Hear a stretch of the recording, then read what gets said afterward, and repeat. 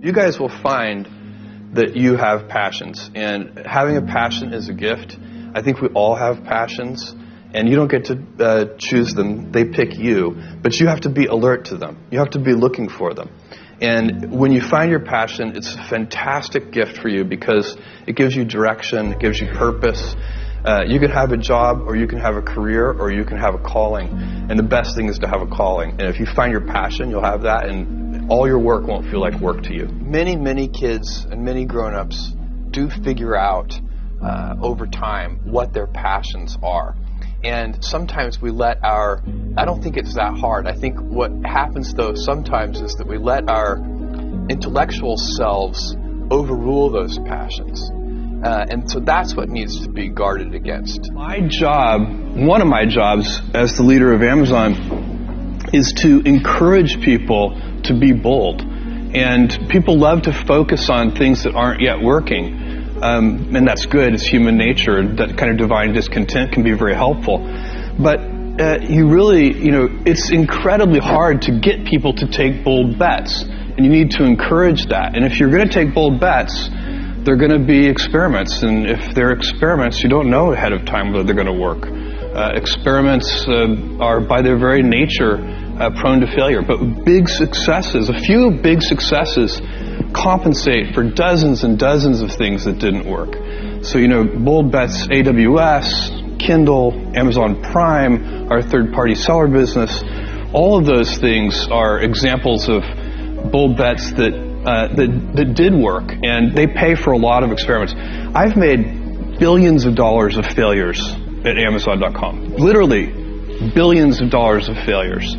And, you might remember Pets.com or Cosmo, or, give myself a root canal with no anesthesia very easily. None of those things are fun, but they don't matter. What really matters is companies that don't continue to experiment, companies that don't embrace failure, they eventually get in a desperate position where the only thing they can do is make a kind of Hail Mary bet at the very end of their corporate existence. Whereas companies that are, making bets all along, even, big bets, but not bet the company bets. I don't believe in bet the company bets. That's when you're desperate. That's the last thing you can do.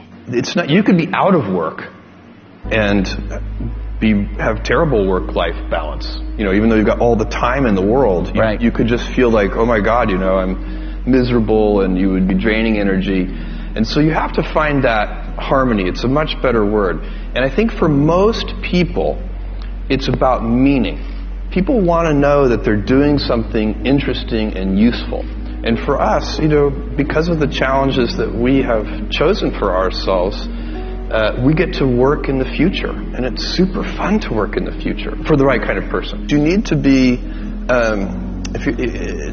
nimble and robust. So you need to be able to take a punch, and you also need to be quick and innovative and doing new things at a high speed. That's the best defense against the future. And you have to always be leaning into the future. If you're leaning away from the future is going to win every time. Never, ever, ever lean away from the future. We all have adversity in our lives. I doubt if you really, if you know somebody, any friend or anybody that you talk to, there's no lack of adversity. And by the way, that's good, because it's what teaches us how to get back up. You fall down, you get back up. It always happens. And, you get certain gifts in life, and you want to take advantage of those. But I guess my advice on adversity and success would be to be proud not of your gifts, but of your hard work and your choices.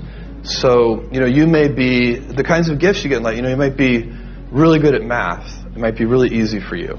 That's a kind of gift. But practicing that math and taking it to the next step, that could be very challenging and hard, and take a lot of sweat. That's a choice. You can't really be proud of your gifts because they were given to you. You can be grateful for them and thankful for them. But your choices you choose to work hard. You choose to do hard things. Those are choices that you can be proud of. Being an inventor requires, because the world is so complicated, you have to be a domain expert. I mean, in a way, even if you're not at the beginning, you have to learn enough so that you become a domain expert. But the danger is, once you become a domain expert, you can be trapped by that knowledge. And so inventors have this paradoxical ability to have that, 10,000 hours of practice and be a real domain expert and have that beginner's mind. Have that look at it freshly, even though they know so much about the domain. And that's the key to inventing. You have to have both. And I think that is intentional. I think all of us have that inside of us, and we can all do it, but you have to be intentional about it. You have to say, yeah, I am going to become an expert, and I'm going to keep my beginner's mind. You can't skip steps. You have to put one foot in front of the other. Things take time. There are no shortcuts. And but you want to do those steps with passion and ferocity. It's easy to have ideas. It's very hard to turn an idea into a successful product. There are a lot of steps in between, and it takes persistence, relentlessness. So I always tell people who think they want to be entrepreneurs, you need a combination of stubborn relentlessness and flexibility. And you have to know when to be which. And basically you need to be stubborn on your vision, because otherwise it'll be too easy to give up. But you need to be very flexible on the details, because as you go along pursuing your vision, you'll find that some of your preconceptions were wrong, and you're going to need to be able to change those things. So I think taking an idea successfully all the way to the market and turning it into a real product that people care about and that really improves people's lives is a lot of hard work. Don't try to chase what is kind of the hot passion of the day.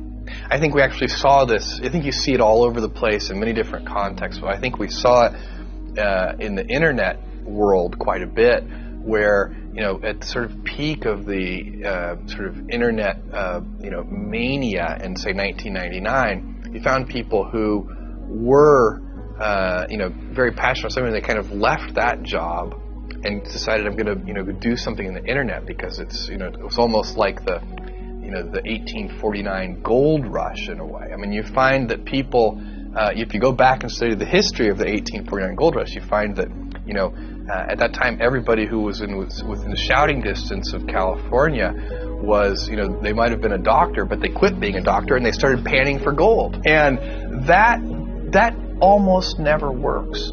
And even if it does work, according to some metric, financial success or whatever it might be, I suspect it leaves you ultimately unsatisfied. So you really need to be very clear with yourself. And I think one of the best ways to do that is this notion of projecting yourself forward to age 80, looking back on your life and trying to make sure you've minimized the number of regrets you have. That works for career decisions. It works for family decisions. Do you want? I have a 14-month-old son, and it's very easy for me to, if I think about myself when I'm 80, I know I want to watch that little guy grow up.